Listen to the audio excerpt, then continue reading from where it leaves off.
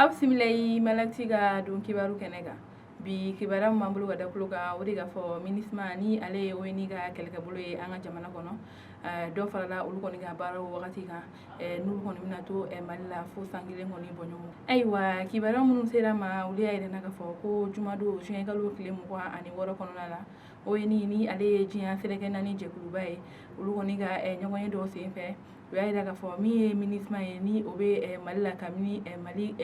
kelo koni damne wakati fo bi ko do koni mina fara ulu koni ga bara wakati kan ko ulu koni mina to malila fo jenkalo kile bisaba samba fla ani muga ani kelen kono la aywa amba daga fo minisma ulu koni ga bara kono te dore ode ga fo ka be ani lagana ko la singana malila ani mire mali jamana mara tablo ka olu koni lasigi a togoya kɔrɔ la ko sabula olu kɔni na kun wɛrɛ tɛ dɔwɛrɛ foyi ye mali la n'o ye ka fɔ ka bɛn ani kelenya lasigi ni jamana in kɔnɔ o de kun na o ye dɔ fara u ka baaraw kan ko wa ko olu kɔni tɛna taa ni laɲini ninnu kɔni bɛɛ b'a sabati ayiwa minisma maaw kɔni u y'a laɲini min yɛrɛ ye ka fɔ ko u ka baara kɔni kun filanan o de ye ka fɔ mali finitigiw tɛ mali dugu minnu na ko olu bɛɛ lajɛlen bɛ taa yen nɔ k'u bɛ fɛɛrɛ bɛɛ lajɛlen kɛ walasa bɛn bɛ se ka na yen yɔrɔ kofɔlen ninnu na mali finitigiw bɛ se k'u ka baara kɛ kɛrɛnkɛrɛnnenya min ye mali cɛmancɛ yanfan ye ni yen yɔrɔ kɔni gannen don an bɛ wagati min na ko bi ko u ka ɲina baaraw kɔni bɛɛ lajɛlen bɛ taa yen kan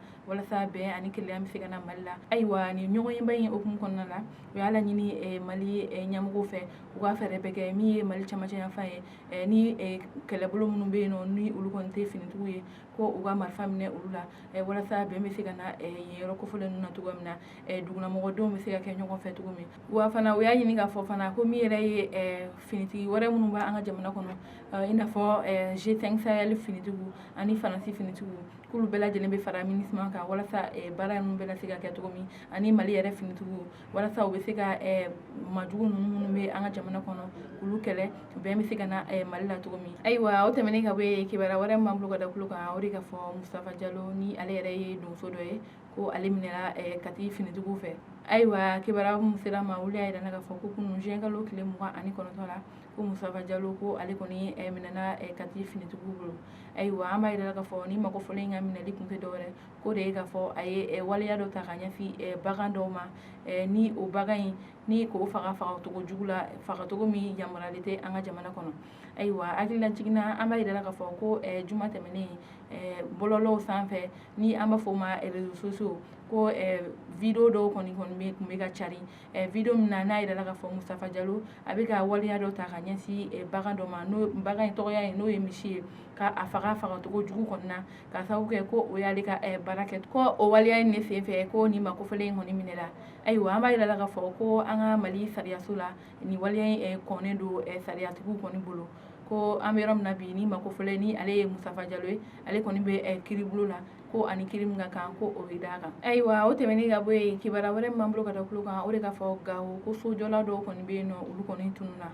ayiwa kibaruya minnu sera ma olu y'a yira k'a fɔ ko juin kalo tile 28 kɔnɔna la ko nin ye maa dɔw de olu kɔni tun bɛ sojɔ baarakɛyɔrɔ dɔ de la ko olu kɔni bɛ baara kɛ cɛkɛda dɔ la o cɛkɛda in na n'u bɛ sojɔ de kɛ ko olu kɔni to u ka ni sojɔ la u bɔtɔ don u ka baarakɛyɔrɔ la u bɛ ka segin ka taa so ko majugu dɔw kɔni nana bin olu kan ka taa ni u ye wa an bɛ yɔrɔ min na ko bi ni makofɔlen ninnu kɔni kibaruya ma dɔn wa a ma dɔn maa minnu ye nin waleya kɛ ka ɲɛsin ninnu ma ayiwa an bɛ wagati min na ko bi finitigiw kɔni bɛ sɛgɛsɛgɛli la nin ko kan walasa ni makofɔlen ninnu bɛ se ka segin ka n'u kɔ ani maa minnu kɔni bɛ yen nɔ n'u ye nin binkani wale in kɛ u bɛ se ka minɛ cogoya min na